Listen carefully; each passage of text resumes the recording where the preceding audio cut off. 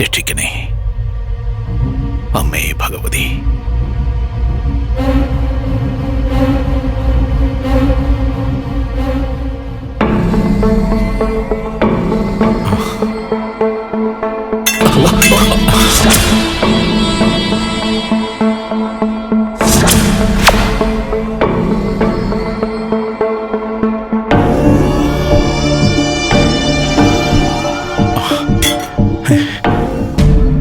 ക്ഷമിക്കണം തമ്പുരാൻ, അറിയാതെ. ഏയ് സാരമില്ല.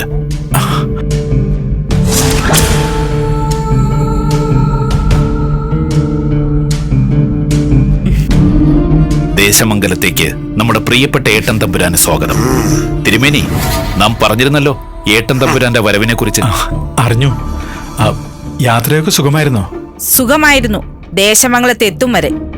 അതൊന്നു പറ്റി ജ്യേഷ്ഠത്തി? ദേശമംഗലത്തെത്തിയപ്പോൾ പ്രശ്നങ്ങൾ എന്തെങ്കിലും ഉണ്ടായോ?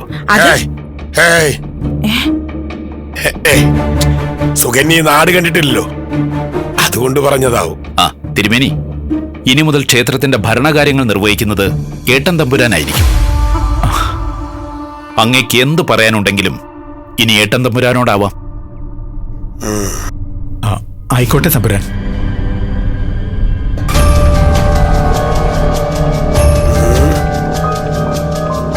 തമ്പുരാന്റെ വരവ് പൂജാരിക്കത്ര ഇഷ്ടപ്പെട്ടില്ലാന്ന് തോന്നുന്നു. അയ്യോ, അദ്ദേഹത്തെ തെറ്റിദ്ധരിക്കണ്ട, പാവമാണ്. ദേശമംഗലത്തമ്മയുടെ ചൈതന്യവർദ്ധനവിന് ഒരുപക്ഷെ നമ്മേക്കാൾ കൂടുതൽ പങ്ക് വഹിക്കുന്നത് തിരുമേനിയാണ്. ഒന്നെങ്കിൽ ബഹുമാനം ദേവിക്ക് കൊടുക്കണം, അല്ലെങ്കിൽ പൂജാരിക്ക് കൊടുക്കണം. ദേവിയേക്കാൾ ബഹുമാനം പൂജാരിക്ക് കൊടുക്കുന്നത് അത്ര നല്ല കാര്യമല്ല. ഏട്ടൻ തമ്പുരാന് യാത്രാക്ഷീണം ഉണ്ടാകില്ലേ?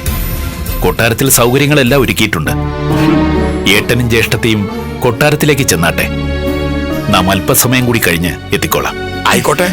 ക്ഷേത്ര സേവകന്മാരെയെല്ലാം വിശദമായി ഒന്ന് പരിചയപ്പെടാൻ നാം വരുന്നുണ്ട്. എല്ലാവരെയും ഒന്ന് അറിയിച്ചേക്കും. ഏട്ടൻ തമ്പുരാൻ തൊഴുതില്ല. ഓ, വരിക. ഭഗവതി,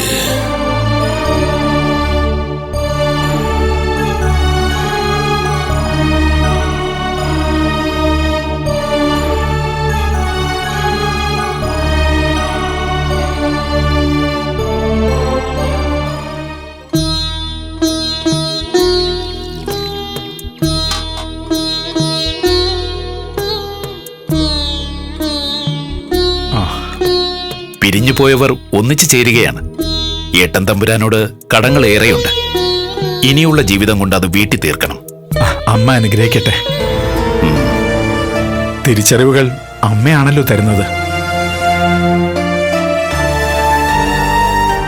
അമ്മേ ഭഗവതി, എല്ലാം ശുഭമായി കലാശിക്കണേ. അമ്മേ മഹാമായേ. അതെ, കരഞ്ഞു പറഞ്ഞോണ്ടാ തറവാട്ടമ്മ ജോലി തന്നതും ഈ കുടിലിൽ താമസിക്കാൻ അനുവദിക്കുന്നതും. പക്ഷേ നിർബന്ധങ്ങൾ ഒരുപാടുണ്ട്. അമ്മയും മോളും കൂടി ഇവിടെ അലഞ്ഞു തിരിഞ്ഞ് നടക്കരുത്.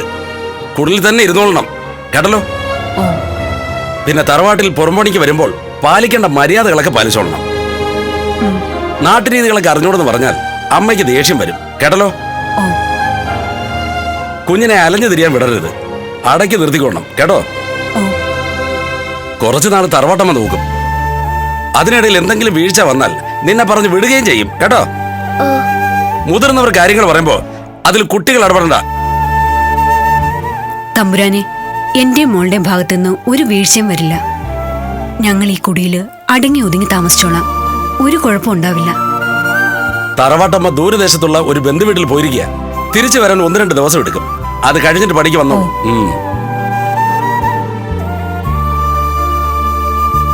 നമുക്ക് വരണ്ടായിരുന്നു അമ്മേ. പുറത്തിറങ്ങാൻ പാടില്ല, നടക്കാൻ പാടില്ല. കാട്ടിലായിരുന്നെങ്കിൽ എന്ത് രസമായിരുന്നു. എവിടെയും നടക്കാം, കാട്ടുകനികൾ പറിക്കാം, കാട്ടുമുത്തിയുടെ അടുത്ത് ചെന്നിരിക്കാം. ഓരോ സ്ഥലത്ത് ഓരോ രീതികളല്ലേ മോളെ. നമുക്ക് പോകാൻ വേറൊരു ഇടയില്ല. കുഞ്ഞിപ്പെണ്ണ് അമ്മ പറയുന്നത് അനുസരിക്കണം, കേട്ടോ. അമ്മ പറയുന്നതല്ലാതെ ഞാൻ വേറെ ആര് പറയുന്നത് കേൾക്കാനാ? അതുപോട്ടെ, മോക്ക് ഇഷ്ടമായോ ഈ കുടി? നമുക്കിത് തന്നെ ധാരാളം.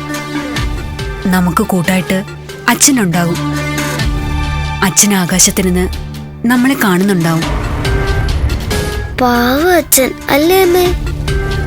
വിഷമിക്കല്ലേ, വാ.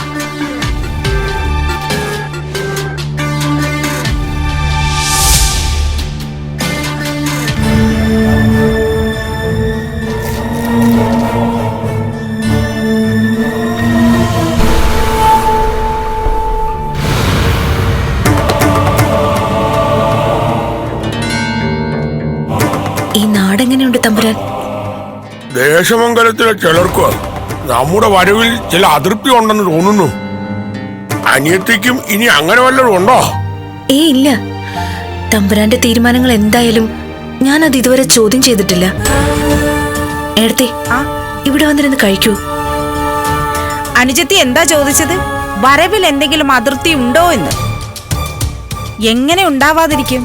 സത്യം പറഞ്ഞാൽ പരമ്പരയുടെ ആചാരമനുസരിച്ച് നോക്കിയിരുന്നെങ്കിൽ ഈ ദേശമംഗലം വാഴേണ്ടത് എന്റെ പൊന്നുതമ്പുരാനല്ലേ, മഹാറാണിയാകേണ്ടത് ഞാനല്ലേ. ചിലരുടെ ഭാഗ്യദോഷം ചിലർക്ക് ഭാഗ്യമായി ഭവിച്ചു, അത്ര തന്നെ.